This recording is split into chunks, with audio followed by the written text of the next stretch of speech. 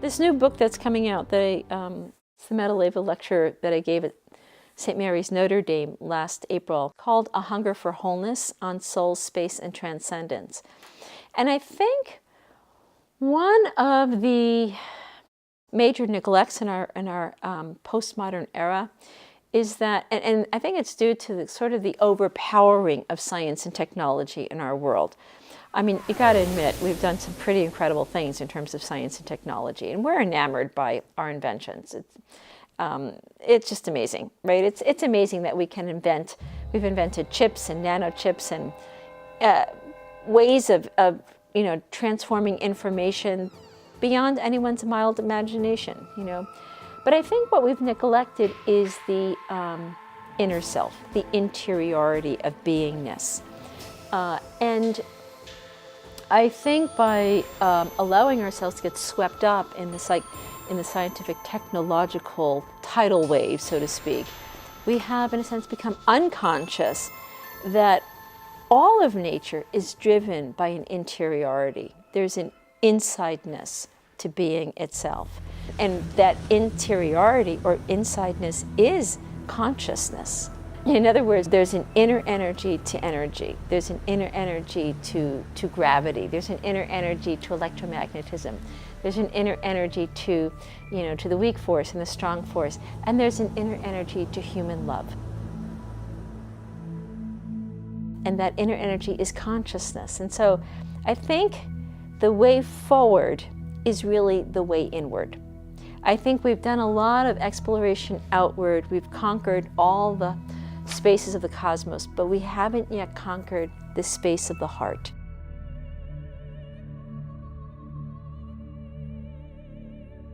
And I really do think that's why Karl Rahner said the Christian of the future will be a mystic or will cease to exist at all. I think the path forward is the path inward, and that path belongs to all religious traditions. And I think if we can meet one another on that path of the inner spirit, the path of the inner mystic, the path of the cosmic heart, we will come to a new planetization, a new oneness. Because when you start tracing down all that distinguishes us into the mystic heart, you find that that heart is one. And that's where God is living and breathing and pulling us onward. I think that heart of one is that vitality of love. And all religious traditions have that vitality of love in some way within them. And so I would say we need to spend more work on how to live from the inside out into the future. And I do think that means making some changes in terms of slowing down. I think we need to unplug a little bit from our devices. We're so tethered to our technologies that we're exiting Homo sapiens into, techno sapiens and cyber sapiens. And we're thinning out. I mean, studies are showing that the human brain is changing with a tethering to our devices. Our memory capacities, our thinking capacities, our emotional capacities, those parts of the brain are really changing physiologically. And I think this should be a wake-up call to us because we're losing creativity. And creativity is, you might say, the conscious dimension of love that really creates the world. For example, I was at Handel's Messiah the other evening.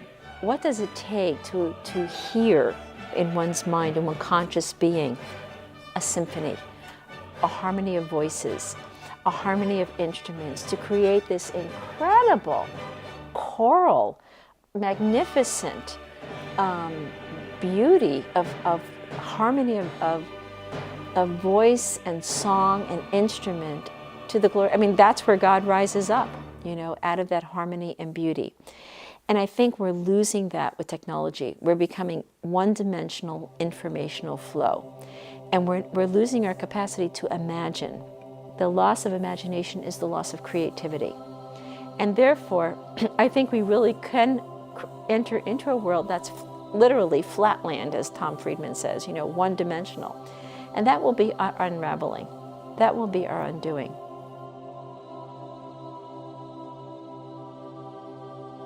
So right now I think the onus is on us, to not lose. In fact, not only not to lose, but to deepen the interior dimension of our beingness, which is, in a sense, the heart of consciousness.